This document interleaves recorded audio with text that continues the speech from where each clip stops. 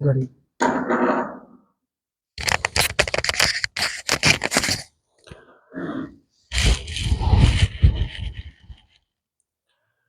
بسم اللہ الرحمن الرحیم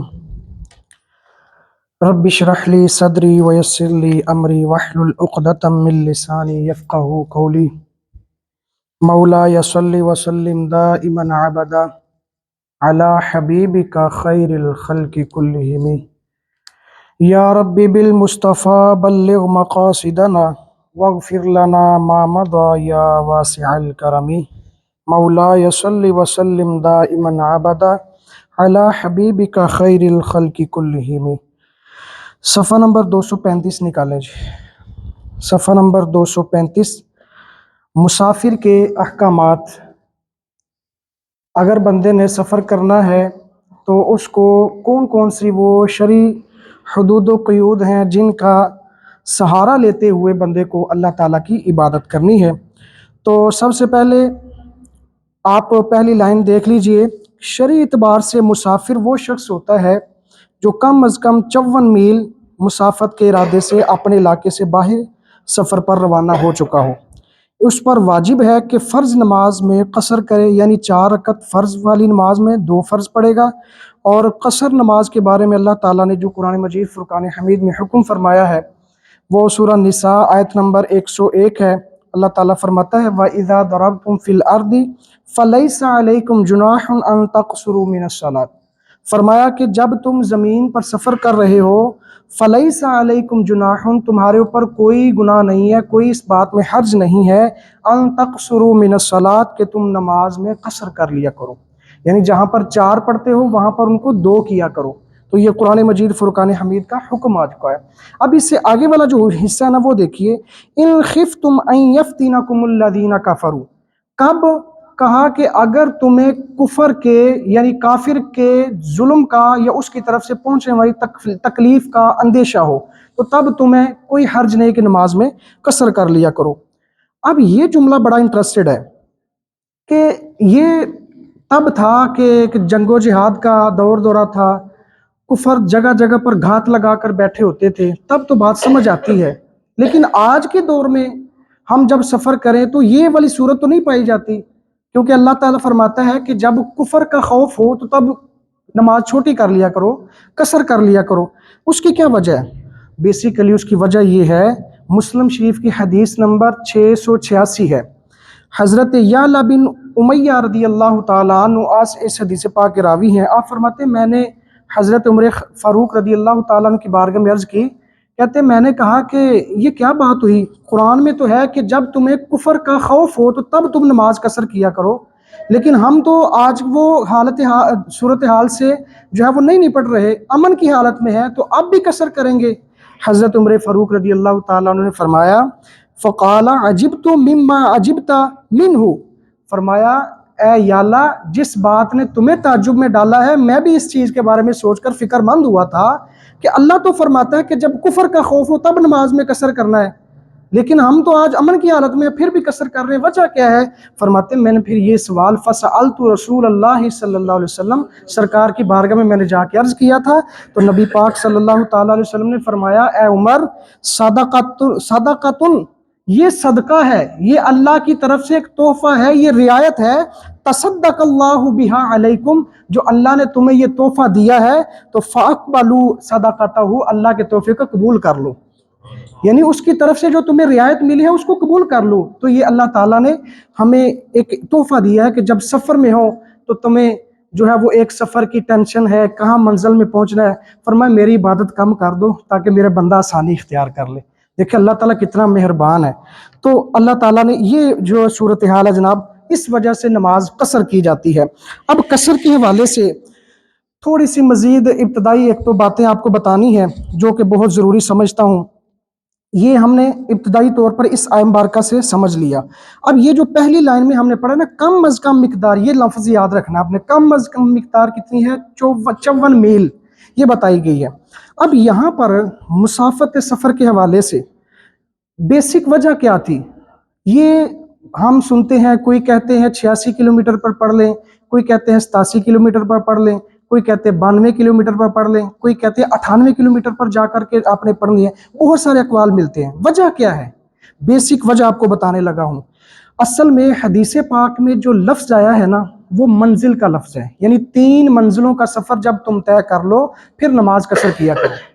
حدیث پاک میں کوئی کلومیٹر کا سفر کا لفظ نہیں ہے، صرف ادھر 3 منزلوں کا ہے۔ 3 منزلوں کا جب فقہائے کرام نے احادیث میں پڑھا، دیکھا، اس کو سمجھا، تو پھر فقہائے کرام نے ان 3 منزلوں کی جو مسافت ہے اس کو آسان کرنے کے لیے لوگوں کو بتایا کہ 3 منزلیں جو حدیث پاک میں آئی ہیں اس کا مطلب یہ ہے کہ 3 دن اور رات کا تمہارا آسانی کے ساتھ کیا ہوا سفر ہے، اتنا جتنا سفر تم 3 دن اور رات میں کر سکتے ہو، جب اتنا سفر ہو جائے تو فرمایا یہ اس کی حدود ہے، یہ مسافت شرعی بن جاتی ہے۔ اب یہ جو 3 دن اور رات ہے اس میں بھی یاد رکھیں یہ ضروری نہیں ہے کہ 3 دن اور رات مسلسل بندہ بھاگتا رہے، چلتا رہے تو پھر جا کے مسافر ہوگا، نہیں، عام حالت میں تقریباً اس کی بھی علماء کرام نے کاؤنٹنگ کی ہے اور بتایا ہے کہ تقریباً دن اور رات میں 6 گھنٹے بنتے ہیں، یعنی اتنا آپ درمیانی چال کے ساتھ چلتے رہے، اس میں آپ نے نماز بھی پڑھنی ہے، آرام بھی کرنا ہے، کھانا بھی کھانا ہے، ساری چیزوں کو دیکھ کر کے اتنے وقت کے اندر جو ہے وہ آپ اگر 3 دن میں جتنا سفر کریں گے یہ آپ کی شرعی مسافت بن جائے گی۔ اب یہ بات یہاں تک ہوئی، پہلے تھا 3 منزل، 3 منزل کو کنورٹ کیا گیا فقہائے کرام کی طرف سے 3 دن اور رات کے اندر۔ اب جب یہاں پر ہوا تو اب فقہائے کرام نے مزید اس کو جو ہے وہ فرمایا کہ آسانی کے ساتھ بندہ چل سکے یا پھر اونٹ پر بیٹھ کر کے جیسے وہ معتدل رفتار سے چلتا ہے 3 دن اور رات تک جب وہاں تک پہنچ جائے فرمایا وہ تمہاری شرعی مسافت ہے، وہاں پر جا کر کے تم مسافر بن جاتے ہو۔ اب یہاں تک تو فقہائے کرام نے، اب مزید جو آگے جو زمانہ آگے بدلتا گیا اس کو مزید لوگوں تک ڈیلیور کرنے کے لیے فقہائے کرام نے مزید تگودو کی، اور پھر اس میں تقریباً 4 قسم کے قول ملتے ہیں۔ یہ شروع میں لفظ کیا تھا؟ منزل کا، اب منزل کو پھر آگے کنورٹ کیا گیا 3 دن اور رات میں۔ اب 3 دن اور رات کی مسافت کتنی بنتی ہے اور کتنے پیمانے کے اعتبار سے بنتی ہے، وہ لوگوں نے جب فقہائے کرام نے اندازہ لگایا تو اس میں 4 قول سامنے آئے۔ ایک قول تھا 15 فرسخ کا، دوسرا قول ہے 16 فرسخ کا، تیسرا ہے 18 کا، چوتھا ہے 21 کا۔ اب جب یہ فرسخ آگے، اب یہ فرسخ کیا ہوتا ہے؟ یہ بھی ایک پیمانہ ہے پیمائش کا، پیمائش کا پیمانہ ہے۔ اب ایک فرسخ میں آگے مزید 3 میل ہوتے ہیں، یعنی دیکھیں کہاں پر وہ بات چل رہی ہے منزل کی، منزل سے دن رات، دن رات سے پھر فرسخ، فرسخ کے آگے میل، پھر میل سے آگے کلومیٹر، کلومیٹر سے آگے صرف میٹر، میٹر سے پھر آگے سینٹی میٹر، تو یہ کتنی ایک چین چلی آ رہی ہے، تو فقہائے کرام نے اس کا بھی اندازہ لگایا۔ اب یہاں پر اب میں بتا دوں کہ اگر 15 فرسخ کا اندازہ لگائے تو وہ تقریباً 82 کلومیٹر بنتا ہے، اگر 16 فرسخ کے اعتبار سے دیکھیں تو وہ 87 کلومیٹر بنتا ہے، اگر 18 کا اعتبار کیا جائے تو 98 کلومیٹر بنتا ہے، اگر 21 فرسخ کا دیکھا جائے تو وہ جا کر کے 115 کلومیٹر کا سفر بن جاتا ہے۔ اب مزید اس میں آگے کیا آسانی ہو سکتی ہے؟ اب میں یہ آپ کو ایک بات بتانے لگا ہوں کہ یہ جو فرسخ ہے اس کو فقہائے کرام نے کیسے آگے بیان کیا ہے۔ ایک فرسخ میں 3 میل ہوتے ہیں، اور 1 میل کے آگے پھر 2 صورتیں بن جاتی ہیں۔ 1 میل ہوتا ہے شرعی، 1 میل ہے انگریزی۔ شرعی اعتبار سے جو میل ہے وہ تھوڑا سا بڑا ہے، اور جو انگریزی ہم یوز کرتے ہیں، سنتے ہیں، یا روڈوں پہ لکھا ہوتا ہے کلومیٹرز کی بتیاں جو لگی ہوتی ہیں، وہ شرعی سے تھوڑا کم ہوتا ہے۔ اب جو شرعی ہے اس کے حوالے سے فتاوی عالمگیری کی جلد نمبر 1 صفحہ نمبر 27 پہ لکھا ہے وَأَقْرَبُ الْأَقْوَالِ، بہت سارے اس میں اقوال ہیں، کوئی کہتے ہیں اتنے فرسخ اتنے فرسخ، فرماتے ہیں ان المیل، جو میل ہوتا ہے وَهُوَ ثُلُثُ الْفَرْسَخِ، وہ فرسخ کا ثلث ہوتا ہے، اور وہ ثلث کتنا بنتا ہے؟ 4,000 ذراع، وہ 4000 گز بنتا ہے۔ اب بتانے کا مقصد یہ ہے، میرا خیال ہے کہ یہ اوپر سے کچھ گفتگو گزر رہی ہوگی، بتانے کا جو بیسک مقصد ہے وہ یہ ہے کہ ذرا دیکھیے علماء کرام اور فقہاء کرام، اللہ تعالیٰ کی کتنی بڑی رحمت ہے اس امت کے لیے کہ مسائل کو کتنا باریک بینی کے ساتھ جا کر کے دیکھا، اور باریک بینی کے ساتھ دقت نظری کا اندازہ لگائیے کہاں عمیق جا کر کے، اور پھر مسائل کو نکالنا لوگوں کے لیے آسانی پیدا کرنے کے لیے۔ یہ لمحہ فکری ہے ان لوگوں کے لیے جو بغیر کچھ سوچے، بغیر کچھ سمجھے، ایسے منہ پھاڑ کر کے علماء کرام کے بارے میں جو ہے وہ زبانیں تان دراز کرنا شروع کر دیتے ہیں۔ لو جی یہ مولوی تو لڑاتے رہتے ہیں، भाई असल मसला समझो। हदीस पाक में जब आया तो उलमा किराम ने उसको समझा, उन्होंने कहा इसका ये भी मतलब हो सकता है, ये भी हो सकता है। जैसे आपने पहली लाइन में देखा, उनका इंसाफ देखिए क्या लिखा है, कम अज कम 54 मील है, ज्यादा 98 मील का भी कौल है, 92 का भी कौल है, 87 का भी कौल है, वो भी कर रहे हैं। लेकिन देखें उन्होंने सारी सूरत हाल को बताया कम अज कम इतना हो, इससे मजीद नीचे रहेंगे तो वो उस मसाफत में नहीं आता। तो ये देखें उन सारी चीजों की उन्होंने डिटेल क्या बताई। आगे फिर जो 1 मील शरी है उसके अंदर 1 किलोमीटर होता है और 828 मीटर और फिर 80 सेंटीमीटर होता है जो शरी होता है। अब जो अंग्रेजी हमारा यूज होता है उसमें कितना है, 1 मील के अंदर 1 किलोमीटर, 609 मीटर और फिर 34 सेंटीमीटर होता है। तो ये उसकी मुसाफत है। अब ये आपको समझ लेना चाहिए कि ये जो इख्तलाफ चल रहा था ना, कोई कहते हैं कि 87 किलोमीटर है, कोई कहते हैं 84 है, कोई कहते हैं 86 है, कोई कहते हैं 92 है। बेसिक ये वजह है, कोई जो है वो शरी मील का एतबार करते हैं, कोई अंग्रेजी मील का एतबार करते हैं। तो जाहिर है जो शरी मील का एतबार करते हैं वो किलोमीटर भी ऊपर जाएंगे, ठीक है, और जो अंग्रेजी मील का एतबार करते हैं तो उनके किलोमीटर कम होंगे। जैसे अभी इधर भी आपने 86 किलोमीटर पढ़ा, अगर हम इसको अगर ऊपर ले जाएं, इसका अगर अंदाजा लगाया जाए कि शरी मील कितना आगे ऊपर जाता है तो वो ऊपर चली जाएगी बात। तो ये बात आपको बताना मकसूद थी कि देखें कितनी इसमें गहराई है। हम जनाब ऐसे ही कहते हैं उलम।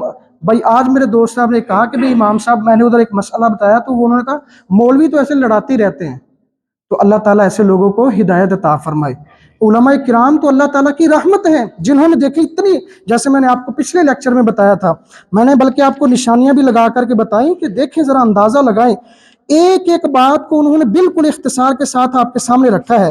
लेकिन अगर उनके रेफरेंसेस की तरफ जाएं, उनके हवाला जात की तरफ जाएं तो देखें, ये मैंने कुछ उनमें से लगाए थे, तो देखें इनका अंदाजा लगाए कितनी मेहनत इन्होंने की हुई है।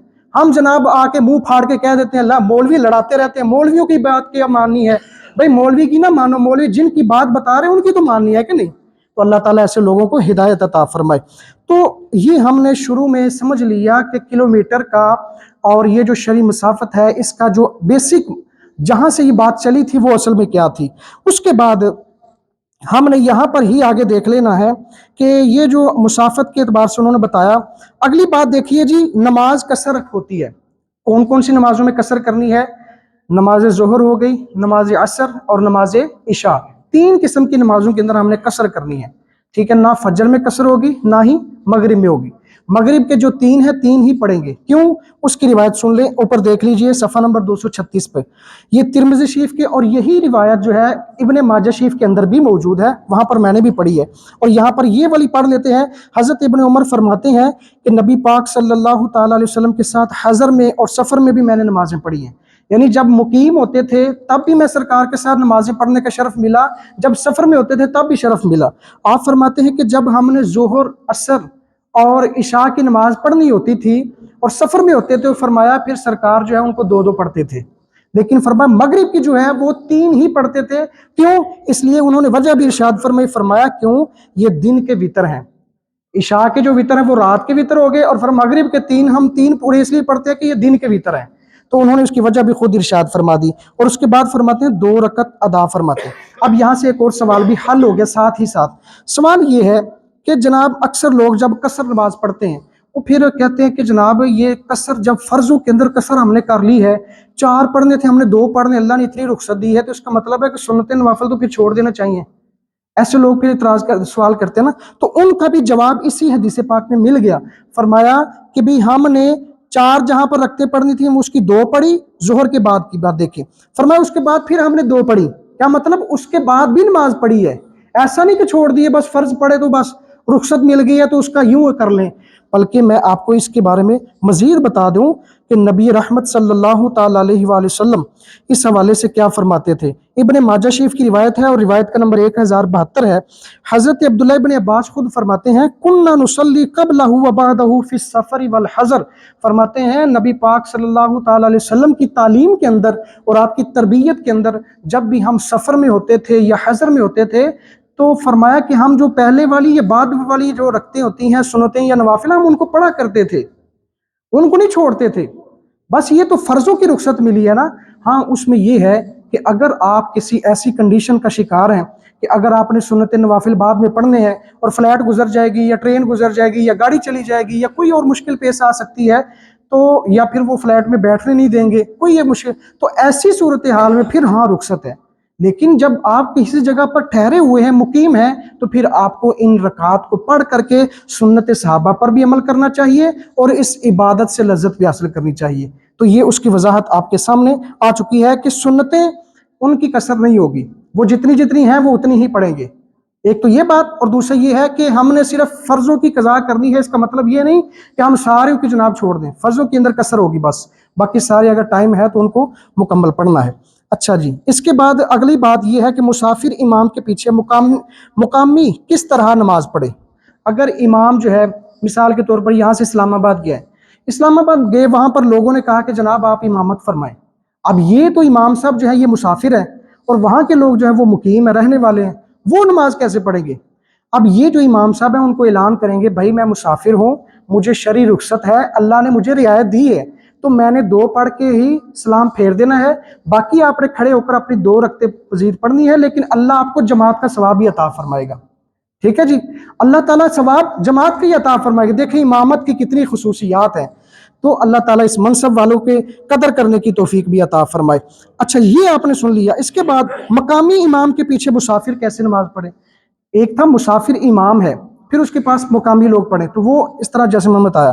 اب اگر امام مقامی ہے، باہر سے اسلام آباد سے یا کراچی سے کوئی صاحب آتے ہیں اگر 5-7 دن کے لیے، تو وہ تو مسافر ہیں، وہ کیسے نماز پڑھیں گے؟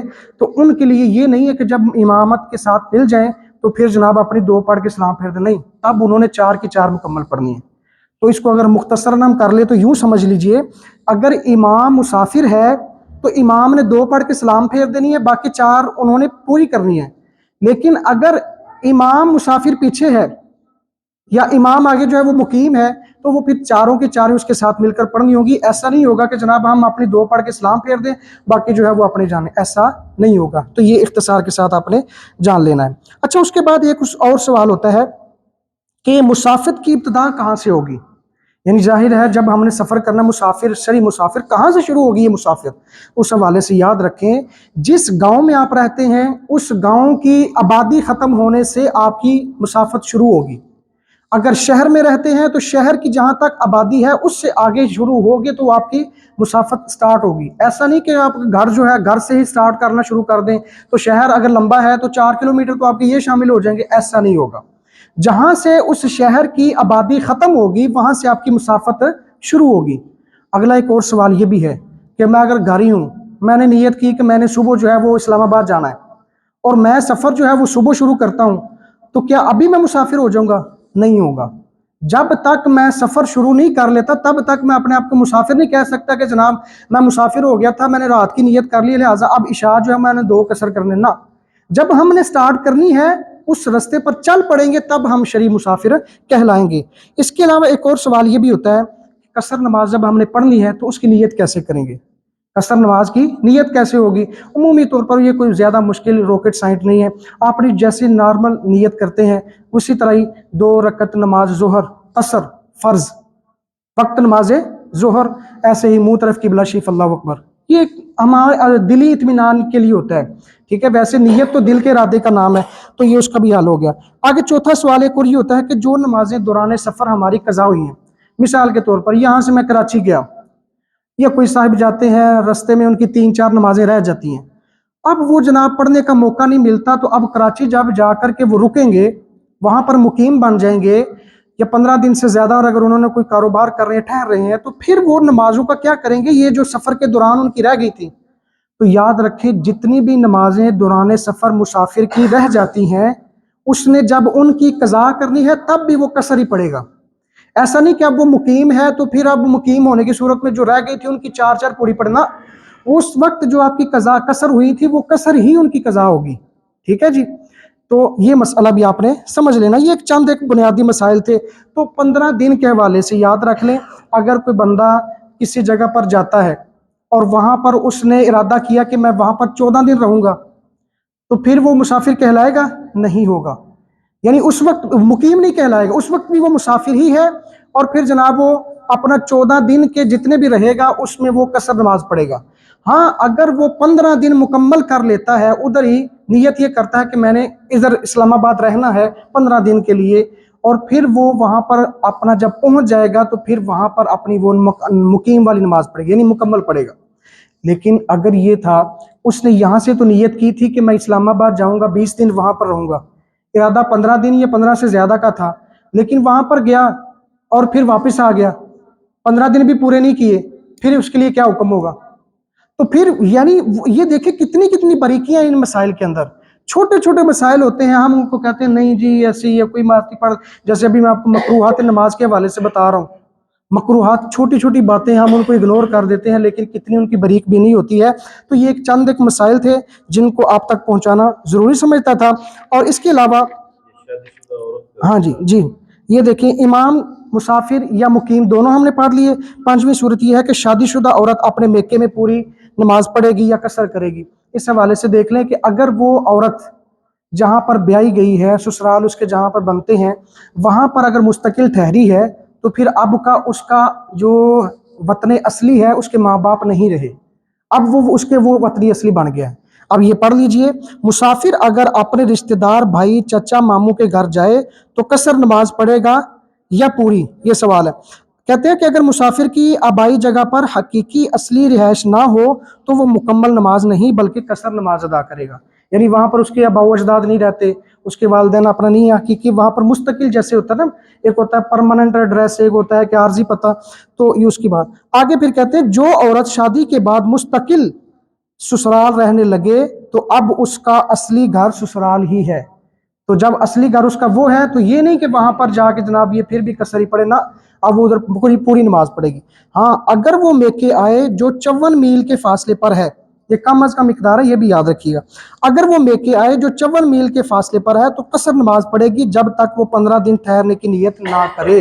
مثال کے طور پر اگر کوئی لڑکی ہے اسلام آباد کی، وہ لاہور اس کی شادی ہوئی ہے، تو ظاہر ہے جب ادھر آگے بیاہ کے تو وہ پھر اس کا مستقل ٹھکانہ اب یہ ہے، اب یہاں پر وہ مقیم ہے۔ اگر ماں باپ کو ملنے کے لیے جاتی ہے 5-7 دن کے لیے، 14 دن کے لیے، 13 دن کے لیے، تو پھر وہاں پر وہ مسافر والی نماز پڑھے گی، یعنی قصر کر کے پڑھے گی۔ تو یہ ایک مسائل ہے۔ اللہ تعالی ہم سب کو شرعی رہنمائی کی روشنی کے اندر اللہ تعالیٰ اپنی عبادت کرنے کی توفیق عطا فرمائے، آمین بجاہ نبی الامین۔ رائج جو ہیں وہ تو انگریزی جی وہ میں نے عرض اس لیے آپ کو ڈیٹیل دونوں بتا دی نا کہ دیکھیں، ہاں اور بھی اقوال اس میں جیسے ملتے ہیں، میں نے تفصیل بڑی لمبی اس کی تفصیل تھی، میں نے کافی دیر سے اس کو سرچ کر رہا تھا، بعض پھر انہوں نے کہا کہ اس کے 87 کلومیٹر بھی بنتے ہیں، بعض نے کہا 92 ہیں، بعض نے 98، تو کم از کم کی مقدار تو یہ ہے، اس سے زائد جیسے مناسب، زائد ہوگا تو پھر اس کا یہ ہوگا نا کہ یہ ابھی تو کسی کے ہاں جو ہے وہ شک شبے والی بات ہے، لیکن اگر آپ 92 پہ پڑھ لیں گے تو یہ تو یقینی ہو گیا نا، یعنی اس پہ بھی کنفرم ہو گیا، آگے والے بھی کنفرم ہے، ٹھیک ہے۔ تو یہ بات ہے، اللہ تعالی ہم سب کو سمجھنے کی توفیق عطا فرمائے۔ الحمدللہ رب